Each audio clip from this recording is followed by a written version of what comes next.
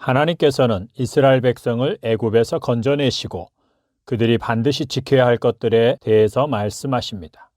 그것은 유월절과 무교절을 지키고 처음 난 것들은 반드시 구별하여 하나님의 것으로 드려야 하는 것입니다. 이스라엘 백성이 그렇게 해야 하는 이유는 무엇입니까? 하나님께서 애굽에서 종으로 살던 이스라엘 백성을 강한 손으로 인도하여 내셨기 때문입니다. 하나님께서는 이스라엘 백성을 종으로 삼아 억압한 애굽의 바로와 애굽에 재앙을 내리심으로 하나님의 능력을 보이셨고, 마지막에는 그들 중에 있는 사람이나 짐승을 막론하고 처음 난 것들을 다 죽이심으로 바로의 손에서 건져내셨습니다. 그러나 하나님께서는 특별히 이스라엘 백성을 위해 유월절을 제정하시고 양의 피를 바르게 하심으로 그들의 장자와 짐승의 처음 난 것들을 살리셨습니다. 죽어야만 하는 상황에서 하나님의 은혜로 생명을 얻은 것입니다. 그것은 당시 가문의 대표자, 가문의 보호자라는 장자의 의미와 역할을 기준으로 보면 그들의 장자가 생명을 얻은 것은 그들 모두가 생명을 얻은 것이고 그들의 모든 소유가 구원을 받은 것입니다. 우리는 하나님께서 이스라엘 백성을 구원해 내시되 장자와 짐승의 처음 난 것은 죽게 내버려 두신 후에 살아있는 자들만 구원해 내시는 것과 특별한 은혜를 통해 그것들을 살리시고 그들 모두를 구원해 내시는 것의 차이를 분명하게 알아야 합니다. 살아남은 자들만 구원을 받은 것도 은혜로 구원을 받은 것이요, 그래서 그들이 하나님의 백성이요 하나님의 소유가 된 것이지만, 어린 양의 핏부림을 통해 장자와 짐승의 처음 난 것들 전부를 구원하여 내신 것은 매우 큰 은혜입니다. 그것은 그들로 하여금 그 은혜에 대한 감사와 자신과 모든 자녀들, 모든 소유가 하나님의 것으로서 하나님만 섬겨야 한다는 것을 각인시켜 주신 것입니다.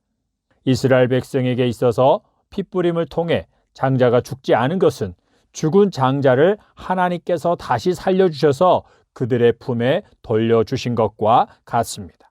그것은 아브라함이 모리아 산에서 이삭을 죽은 자 가운데서 다시 돌려받은 것과 같은 것입니다. 그 은혜는 이스라엘 백성으로 하여금 하나님께 죽도록 충성하게 하기에 충분했습니다. 거기에 더하여 그것을 평생 잊지 않고 기억하고 감사하면서 하나님의 백성이라는 정체성을 다시 고취시키는 데 있어서 유월절과 무교절이라는 예식이 제정된 것입니다. 그것은 이스라엘 백성이 애굽에서 구원받을 때 그들의 장자가 죽임을 당하지 않고 생명을 얻어 함께 출애굽을 할 때 경험했던 것입니다. 그때의 경험, 즉 불안과 두려움이 엄습했고 날이 밝으면서 그것이 기쁨과 감사와 환희로 바뀌었던 경험을 되새기게 하는 예식이었습니다. 그래서 처음 난 것을 구별하여 하나님께 돌리는 것은 그것에 대한 소유권을 하나님께 드리는 것입니다. 장자를 구별하여 하나님의 것으로 드리며 그의 모든 소유권이 하나님께 있습니다 라고 고백하는 것은 그와 그 가문에 속한 모든 사람들의 소유권을 하나님께 드리는 것이었습니다. 가축의 처음 난 것을 하나님께 구별하여 드리는 것은 가축을 비롯한 모든 재산의 소유권을 하나님께 드리는 것입니다. 바로 이런 이유를 자녀들에게 가르쳐서 그들과 자자손손이 유월절과 무교절 예식을 행하며 하나님만 섬기는 자들이 되게 해야 하는 것입니다. 유월절과 무교절 예식, 그리고 그 의미를 손의 기호와 미간의 표로 삼으라는 것은 무슨 말입니까? 그것은 손이나 미간에 문신처럼 새기라는 것도 아니요, 그것을 기록한 글을 손목에 묶거나 머리띠로 매라는 것이 아닙니다. 손에 무언가를 새겨 놓으면 손을 사용할 때마다 그것을 보고 기억하게 되듯이 그것에 대해 잊지 말고 매 순간 기억하며 살라는 것입니다. 그리고 미간에 무언가를 새겨 놓으면 그것은 내가 보는 것이 아니라 나를 만나는 사람들로 하여금 그것을 보고 알게 하는 것입니다. 그처럼 모든 백성으로 하여금 출애굽할 때 하나님께서 행하신 일을 절대로 잊지 말라고 강조하신 것입니다. 그것은 오늘날 그리스도인들이 십자가를 집에 걸어놓거나 목걸이로 또는 몸에 지니고 다니고 심지어 문신으로 새기라는 식으로 이해하면 안 됩니다. 만약 그런 식으로 지니고 있는 십자가가 나 같은 죄인, 죄와 허물로 죽은 자, 사단의 종으로 살던 나를 구원해 주시기 위해 예수님께서 나를 대신하여 죽어주신 예수님의 죽으심을 생각하게 하고 그에 합당한 반응을 하게 하는 매개체 역할을 한다면 크게 문제가 될 것은 없고 오히려 유익합니다. 그러나 그 십자가에 자신과 가정과 가족들의 보호를 위하고 바라는 기대나 그런 의미를 조금이라도 부여하고 있다면 그것은 미신입니다. 그 십자가는 우상이고 우상 숭배를 하는 것이 되는 것입니다. 또한 그런 의미로 성경 구절을 지니고 다니는 것 또한 부적을 몸에 지니는 것과 크게 다르지 않는 미신적인 행위입니다. 하나님께서 이스라엘을 애굽에서 구원해내실 때 그들의 장자와 짐승들의 처음 난 것을 죽음에서 건져내신 것은 오늘날 그리스도인들에게는 어떤 의미입니까?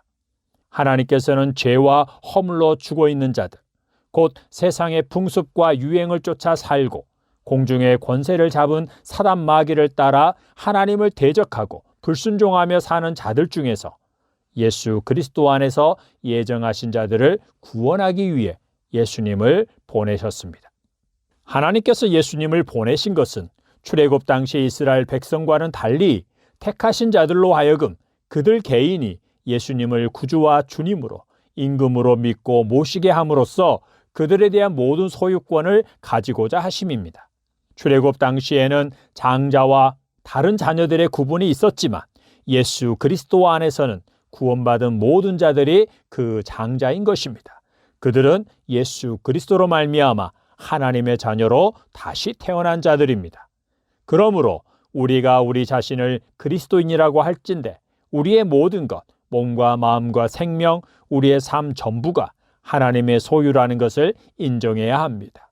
그리고 이스라엘 백성이 유월절의 규례를 지켜야 했던 것처럼 하나님 아버지께서 우리의 구원을 위해 예수 그리스도를 통해 행하신 일, 곧 예수님께서 죄인인 내 대신 십자가에서 피 흘려 죽어 주셨다는 것과 그분의 죽으심과 부활을 통해 하나님의 자녀가 되었다는 것을 매일 매주 되새기고 기억해야 합니다. 우리가 모여 드리는 예배는 예수님의 죽으심을 기억하고 그 은혜와 사랑에 대한 감사의 예배여야 하는 것입니다. 기억과 되새김은 여러분이 처음 예수님을 만났을 때 그분의 십자가 앞에서 회개하고 예수님을 주님으로 모시고 여러분의 삶을 그분께 드렸을 때를 기억하고 되새김질하는 것입니다. 그때 여러분이 예수님께 하나님께 드렸던 사랑과 헌신의 고백들을 앨범을 다시 열어보듯이 다시 꺼내서 좀 더 다듬어지고 성숙해진 고백으로 하나님께 올려드리는 것입니다. 그것이 손에 기호로 새기고 미간의 표로 붙이는 것입니다. 하나님의 크신 긍휼과 사랑으로 구원받은 우리는 그 은혜와 사랑에 대해 지체들과만이 아니라 우리의 자녀들에게 부지런히 가르쳐야 하고 우리가 하나님만을 섬겨야 하고 죽도록 충성하며 살아야 하는 이유를 분명하게 말해 주어야 합니다. 여러분은 예수님을 구주와 주님으로 믿습니까? 예수님을 삶의 주인으로 임금으로 모셨습니까? 그렇다면 여러분에 대한 모든 소유권은 이미 하나님께 있습니다. 하나님께서 예수님의 핏값으로 우리의 모든 소유권을 사신 것입니다. 실로 엄청난 대가를 치르신 것입니다. 그래서 하나님께서 우리에게 요구하시는 모든 요구는 너무도 정당하고 당연한 것입니다.